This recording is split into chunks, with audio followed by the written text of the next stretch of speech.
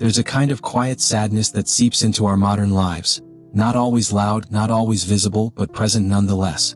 It's the feeling of moving quickly but going nowhere, of achieving more yet feeling less fulfilled.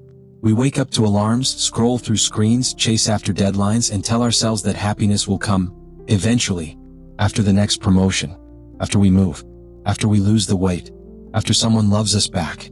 But what if that happiness, the one we keep chasing, was never really out there? What if it was something already within our reach, but we've been trained to overlook it? The ancient Stoics didn't promise happiness through indulgence, success, or approval. Instead, they offered a radical idea. Happiness is found not by adding more, but by subtracting, by simplifying, by aligning ourselves with nature, practicing virtue, and cultivating a mind that is strong, clear, and deeply at peace with whatever unfolds. This is not a philosophy of escape. It is a philosophy of engagement, of living deliberately and meaningfully, even amidst uncertainty. In a world obsessed with control, Stoicism gently reminds us that we don't need to control everything, only ourselves. And in doing so, we discover a kind of freedom and with it, a quiet joy. Today we explore the timeless Stoic truths that lead to happiness, not the fleeting kind that depends on circumstance, but the deep-rooted kind that can survive the storm. We'll walk through habits, mindsets, and simple practices that may seem small, but together form a powerful path to a life of meaning. Not by avoiding pain, but by transforming our relationship with it. Not by escaping the world, but by learning how to show up, fully, honestly, courageously. Let's begin with something surprisingly simple, the act of smiling. In a world weighed down by tension, anxiety, and performance, we've forgotten the power of a genuine smile, not the forced one for social niceties, but the one that rises from within. The Stoics didn't speak much about laughter, but they knew the value of perspective. Marcus Aurelius reminded himself constantly, "You could leave life right now. Let that determine what you do, say, and think." In other words, life is fragile, fleeting, and precious. And when we see it that way, even our smallest moments deserve reverence, deserve presence. From that place of perspective, laughter flows not from denial but from deep appreciation. To smile is to acknowledge the beauty in imperfection, the lightness in existence, the grace in the struggle. So laugh more, not because life is always funny, but because it is always fleeting. And laughter, when sincere, connects us to something timeless. But laughter is not enough. For true happiness, we must also return to something older than civilization itself, our connection to nature. When was the last time you watched the sky without checking the time? When was the last time your bare feet touched the earth? Nature has no agenda. It simply is. The trees do not chase approval. The rivers do not hurry. The mountains do not boast. And yet, in their stillness, there is majesty. In their presence, a quiet invitation. Come back to what is real. To walk among trees is not an escape. It is a reminder that we, too, are part of something larger, something sacred. And that perhaps the cure for our restlessness is not more productivity but more presence. The Stoics taught that we are part of the logos, the rational order of the universe. To live well is to live in harmony with it. But we cannot do that if we never look up from our screens, never feel the wind on our face, never let ourselves be humbled by a sunrise. Happiness is not found in controlling nature, but in remembering we belong to it. From there, we move to another ancient practice with modern urgency, waking early. The early hours, when the world is still quiet, are sacred. Before the demands begin, before the noise returns. It is the time when your thoughts are most honest, your energy most intact. Marcus Aurelius wrote to himself, "At dawn, when you have trouble getting out of bed, tell yourself, 'I have to go to work,' as a human being." He didn't mean the work of employment, but the work of being fully alive, of choosing to show up, to reflect, to prepare, to act with virtue. The early morning is not just a productivity hack. It is a spiritual ritual, a chance to meet the day on your terms, rather than being dragged into it by others. But it's not enough to wake early. What matters is what you do with that time. And that's where planning comes in. Not rigid schedules or endless checklists, but intentionality. A moment to pause and ask, what would make this day meaningful? What would I regret not doing? What virtues do I want to embody today? Patience, courage, kindness? When you plan with that mindset, your day becomes more than a series of tasks. It becomes a practice in living well. Seneca said, "Life is long if you know how to use it." Planning is how you begin to use it, wisely, intentionally, with care. Yet all of this, smiling, walking in nature, waking early, planning, would mean little if we abandoned what we love. The Stoics never asked us to give up joy, passion, or purpose. They asked us to examine our attachments, to let go of what we cannot control. But they also urged us to stay faithful to our deepest values.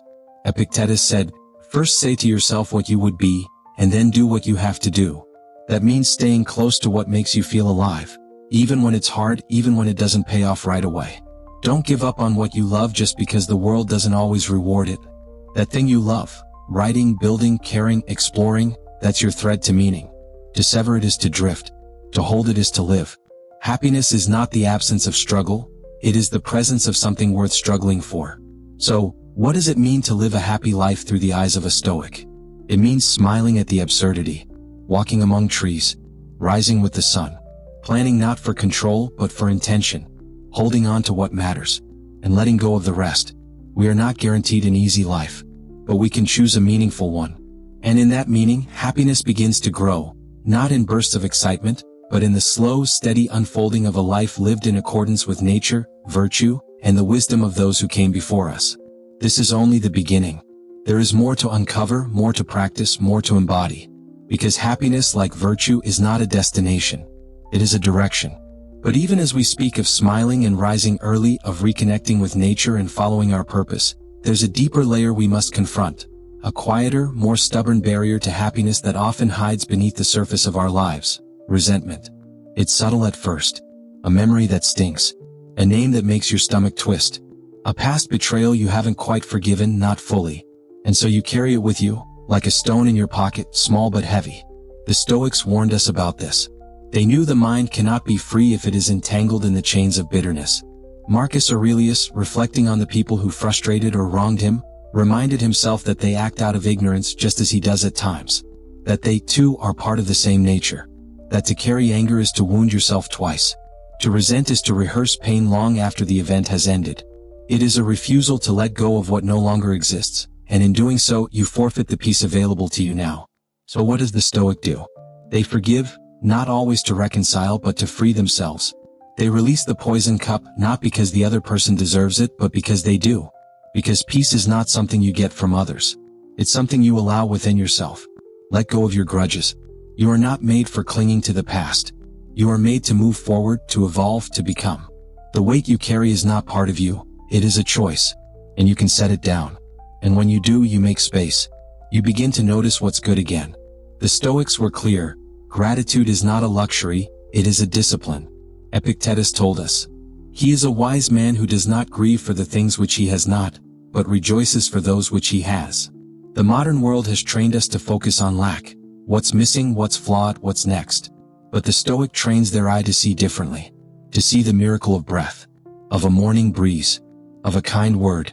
Of the fact that despite everything, you are still here, still capable of love, still capable of change. Gratitude is not a passive feeling. It is a radical act of resistance. It says, I refuse to let this world make me blind to beauty. I refuse to be owned by scarcity. I choose to see what's already enough. Begin each day then, not with dread but with appreciation. Not with a list of complaints but a list of blessings. Not with noise but with stillness. That stillness, that pause before the chaos, is where happiness quietly waits. And from that stillness, kindness can emerge. The Stoics did not separate happiness from morality. For them, the good life was the virtuous life. And virtue was not something abstract. It was practiced in how you treated others. In whether you were fair, patient, courageous, compassionate. Helping others is not a distraction from your own happiness, it is often the doorway to it. In a time where self-optimization is a buzzword, we forget the ancient wisdom. The best way to rise is to lift someone else. Even the smallest act, a sincere compliment, a helping hand, a moment of listening, can shift the course of another's day. And in doing so, it shifts yours. Seneca wrote, "Wherever there is a human being, there is an opportunity for kindness." The Stoic does not look for recognition. They act not to be admired but because it is right. And in doing so they build a life of quiet dignity. A life that matters. And that life, lived with gratitude, forgiveness and kindness, requires another, often overlooked practice. Saying yes. Yes to what, exactly? To life.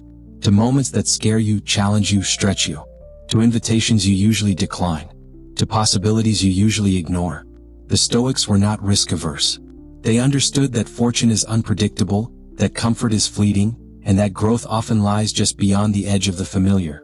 To say yes is not to be reckless, it is to be open, to be alive, to meet the world as it is and still choose to engage. Too many people live in a shrinking circle of routine and fear. But you were not born to shrink. You were born to expand, to test your limits, to try, fail, and try again. Say yes to the new conversation, the unexpected trip, the honest answer, the fresh start. Say yes, not to everything but to more than you think you can handle, because you can handle more than you think. And when you say yes, you begin to see that happiness is not found in isolation. It is found in connection. There's a particular joy that emerges not from solitude, but from shared presence. From the laugh of a friend, the warmth of a partner, the familiar chaos of family. The Stoics valued relationships, not as a source of validation but as a space to practice virtue. In relationships, you learn patience, forgiveness, humility. You learn what it means to be human. Spend time with people who make you better, who challenge your thinking, who call out your highest self. And just as importantly, be that person for others. Your presence matters more than you know. Sometimes your calm becomes their anchor, your steadiness their mirror, your kindness their first glimpse of hope. Make space for these connections. Don't wait until life slows down, it won't. Create the time. Protect it. Prioritize it. One conversation over a meal can do more for your soul than hours of scrolling, planning, optimizing. And maybe that's the hidden truth Stoicism offers us, that the good life is not built in grand moments but in quiet ones. Not when everything is perfect but when we are present. So put down the phone more often. Not as punishment but as liberation. Unplug not because technology is evil, but because your attention is sacred. And attention is the currency of meaning. Where you place it determines what your life becomes. Happiness is not complicated. It's just hidden beneath layers of expectation, distraction, resentment, fear. But it's there. In your breath. In your step. In your choices. Choose forgiveness. Choose gratitude. Choose kindness. Choose connection. And keep walking. It's strange how much of life we spend rushing past it. We sprint through mornings, multitask through afternoons, and collapse into evenings wondering where the day went. And in this whirlwind of doing, we lose touch with being.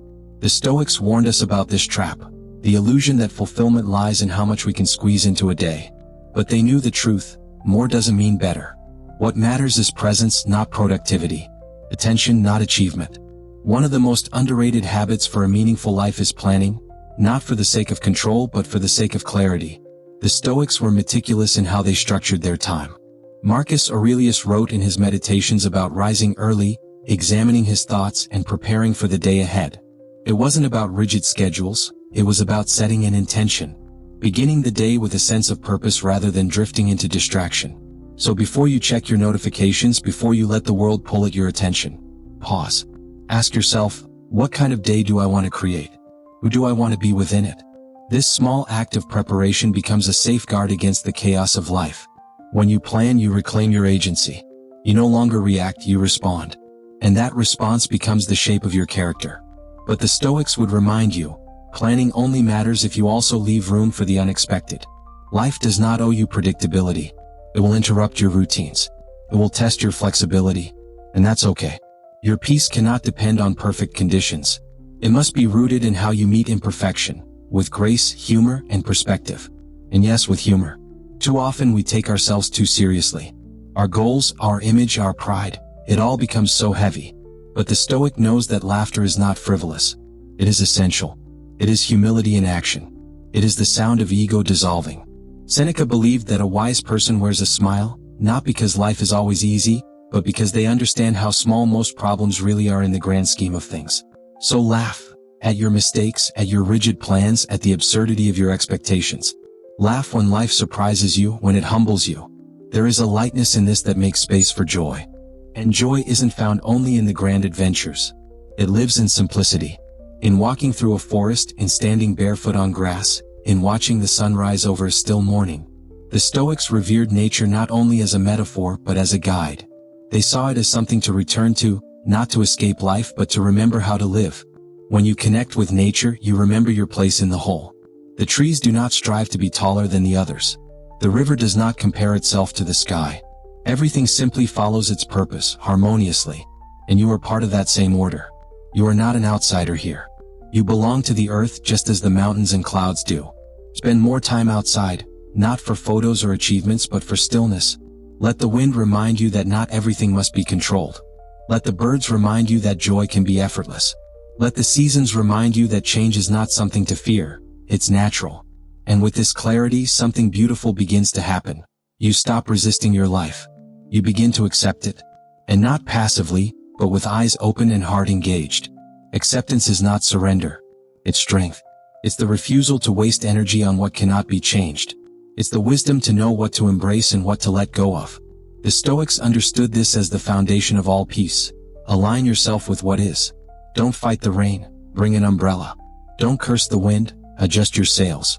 But here's the paradox. The more you accept your circumstances, the more power you gain to shape them. Because you're no longer stuck in denial. You're no longer draining your spirit with, why me?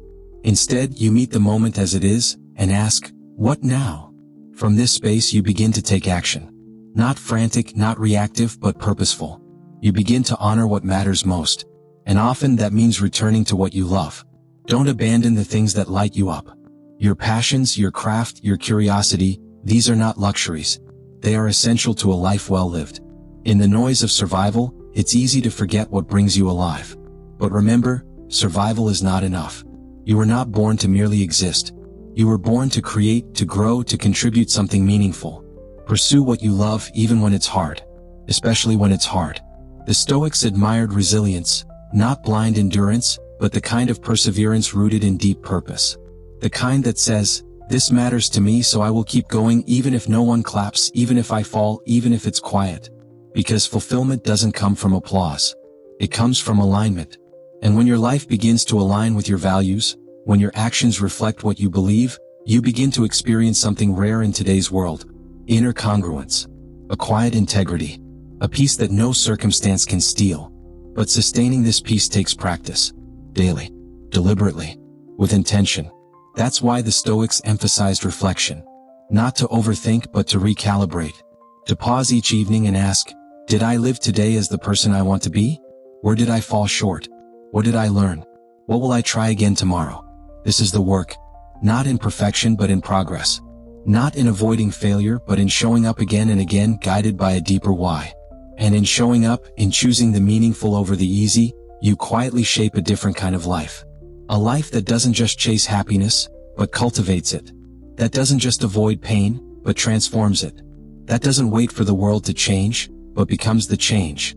This is the Stoic way, not cold, not emotionless, but deeply alive. Awake to what matters. Anchored in virtue. Open to joy. And more than anything else, committed to becoming. You are not done. You are not fixed. You are not broken. You are becoming. In every small choice, how you begin your morning, how you respond to challenge, how you treat the stranger beside you, is part of that becoming. So live as if it all matters. Because it does. Some people wait their whole lives for happiness, as if it's something that will arrive one day like a package on the doorstep. But happiness isn't delivered, it's created. Moment by moment, choice by choice. It's found not in what we get, but in how we live. Not in the applause of others, but in the quiet contentment of being true to ourselves. The Stoics knew this. That's why they focused less on the external world and more on the internal one. Because what truly matters isn't what happens to you, it's how you meet it. It's whether you greet each moment with resistance or with grace, with bitterness or with gratitude. And gratitude, that is where everything changes. When you start noticing what's already good in your life, you shift your relationship to reality. You stop needing more to feel enough. You stop comparing your path to someone else's. You stop chasing happiness as if it's elsewhere. You begin to see it's already here. In the warmth of morning light. In the sound of someone's laughter. In a hot meal. A shared moment. A deep breath. A small win. You begin to see that what you have is not nothing. It's everything. And from that place of appreciation, something else opens in you. Generosity. Because when your heart is full, it naturally overflows. When you realize how much you've been given, you start wanting to give. Helping others is not a burden, it's a privilege. A joy. A form of healing not just for them but for you. You lift someone's load and suddenly your own feels lighter. You give without expecting and you receive more than you imagined. The Stoics understood this deeply. They didn't believe in isolating from the world. They believed in engaging with it, serving it, leaving it better than they found it. Because a meaningful life is not just about self-mastery, it's about contribution. And contribution doesn't have to be grand. Sometimes it's just listening fully to a friend, offering a kind word, holding space for someone's pain, letting someone go ahead of you in line. The smallest gestures often carry the greatest weight. But to offer that kind of presence, you must protect your own. Which is why sometimes the most radical act is to turn your phone off, to disconnect from the noise so you can reconnect with what's real. The Stoics didn't battle social media, but they knew the dangers of distraction. They warned against scattering the soul, against letting your attention be owned by everything but yourself. So reclaim it, protect it, give yourself silence, let your thoughts breathe, let your relationships deepen. Because in the end, no one will remember how many messages you answered, but they will remember how you made them feel, how present you were, how fully you lived. And living fully also means honoring rest. You are not a machine. You are a being. And beings need rhythm, effort and ease, motion and stillness. You cannot pour from an empty cup, and you cannot create from a burnt-out soul. So pause, step away, take the trip, watch the stars, sleep in, wonder. Rest is not the enemy of ambition, it is its fuel. The Stoics spoke of eudaimonia, a flourishing life. But this was not a life of endless hustle. It was a life of harmony, of wholeness, of living in accordance with your values and your nature. And what is your nature? To love, to grow, to seek truth, to connect, to experience beauty, to evolve. And part of that evolution is healing, letting go of what weighs you down. And nothing weighs heavier than resentment. Holding on to grudges is like drinking poison and expecting the other person to suffer. It drains your energy. It clouds your joy. It ties you to the past in chains. Forgiveness doesn't mean you forget. It means you choose freedom. It means you refuse to let pain define your future. It means you let the wound close. When you forgive, you are not weak. You are powerful. Because you choose to love yourself more than you hate what happened. And that love, that is what guides a meaningful life. Love not just for others but for this world. For its mystery, its beauty, its impermanence. Say yes more often. To the dinner invite, the new idea, the unfamiliar path. Life is not a script, it's an improv scene. And the best moments happen when you let go of control and say, yes, I'll show up, I'll try, I'll live. Don't wait to feel ready. Don't wait for fear to disappear. Say yes now, then figure it out as you go. Because what's the alternative? To stay safe and small? To wrap your days in caution tape? No, that's not living.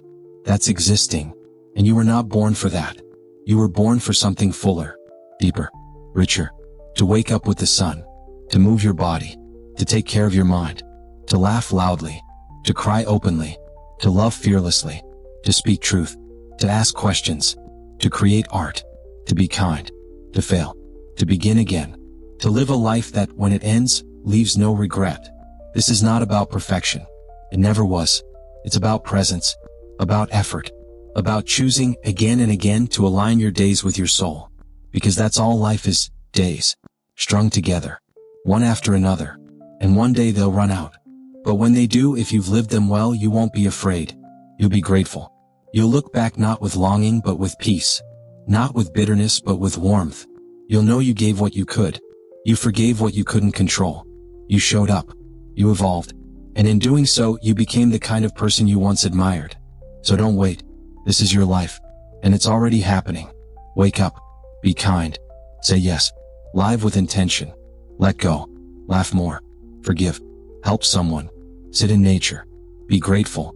This is how you begin to feel alive again. Not someday, not after the storm, but now. Right now. If this spoke to you, subscribe to Stoic Way for more timeless wisdom. Comment below. What has stress taught you about yourself? And how are you learning to meet it differently today?